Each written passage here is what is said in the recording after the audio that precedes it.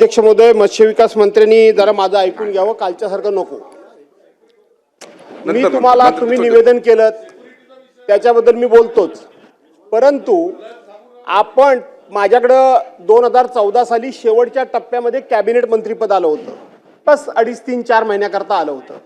आणि म्हणून कोकणाकरता आपण काय करायचं, तर त्यावेळेला आपण माथाडी कामगारांच्या धर्तीवर, लक्षात घ्या, माथाडी कामगारांच्या बोर्डच्या धर्तीवर आपण मत्स्य विकास बोर्ड स्थापन केलं।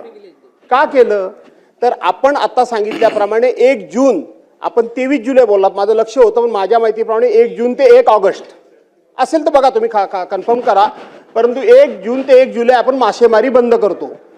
त्यावेळेला राधाकृष्ण विखे पाटील साहेब, या मासेमार बांधवांना काय उत्पन्नाचं साधन आहे? काही उत्पन्नाचं साधन नाही। दुसरी गोष्ट, हे मासेमारी बांधव ज्या वेळेला समुद्रामध्ये जातात, भरपूर मासे मिळाले मंत्री महोदय, तर बाहेर आल्यानंतर त्या मासेचा दर पडलेला असतो।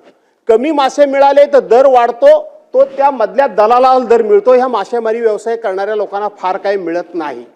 आणि म्हणून आपण हे माथाडी कामगारांच्या धर्तीवर बोर्ड असं केलं की आपण जे दक्षिण भारतातून मासे येतात, रहू, कटला वगैरे बघा, परेलला येतात, जाऊन एकदा पहाटे भेट दिली तर बरं होईल, तो बाहेरून येणारा सगळा मासा, त्याच्यावर आपण रॉयल्टी बसवली।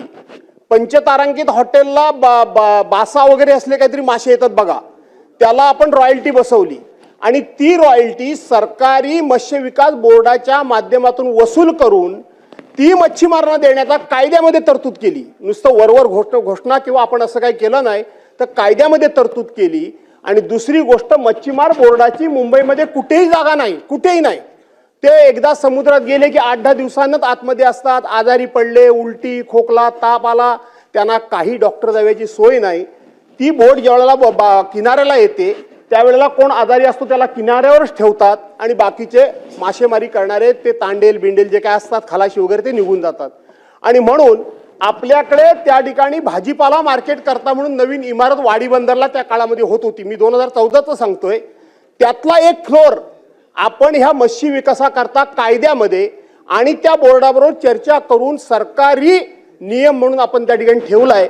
त्यानंतर मंत्रिमंडळामध्ये मला संधी मिळाली नाही, आपण कोकणातले मंत्री आहात आणि म्हणून माझी आपल्याकडून अपेक्षा आहे की आपण ह्या बोर्डाची, पाहिजे माझी गरज असेल तर मला बोलवा, न पेक्षा त्या बोर्डाची काय माहिती आहे ती संपूर्णपणे घ्या।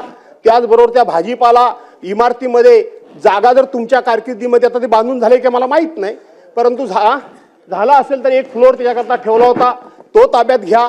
आणि तशा प्रकारचं काम जर तुमच्या हातून झालं तर खूप मोठं काम होईल।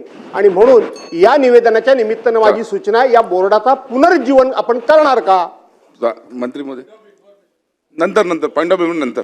अध्यक्ष महोदय, आमच्या ज्येष्ठ सदस्य भास्कर जाधव साहेबांनी अतिशय महत्त्वाची आणि अनुभवपोटी माहिती आम्हाला दिलेली आहे।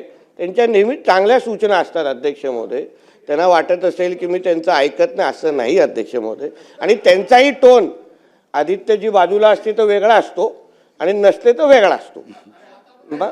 आता आहे पण चांगला, आता आदित्यजी बाजूला आहेत, काल थोडं चिडचिड झालं, पण कुठे वैयक्तिक भेटले तर मिठी पण मारतात अध्यक्ष महोदय आदित्यजींच्या माहितीसाठी।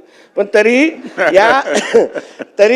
या एकंदरीत तुम्ही जी काही सूचना तरीही आपण जी काही सूचना जाधव साहेब आपण दिली अतिशय महत्त्वाची, आणि मी आपल्या समवेत ही मीटिंग लावेन, कारण आपला अनुभवाचा फायदा आम्हालाही पाहिजे आणि कोकणालाही पाहिजे आणि प्रामुख्याने मच्छीमारांना पाहिजे। आणि ह्या दृष्टिकोनातून काय निर्णय घेता येईल निश्चित पद्धतीने आपण त्या दिशेने चालू। धन्यवाद। दुसरा मोबाईल नंबर 9423 46 72 72, तिसरा मोबाईल नंबर 75 88 15 0001।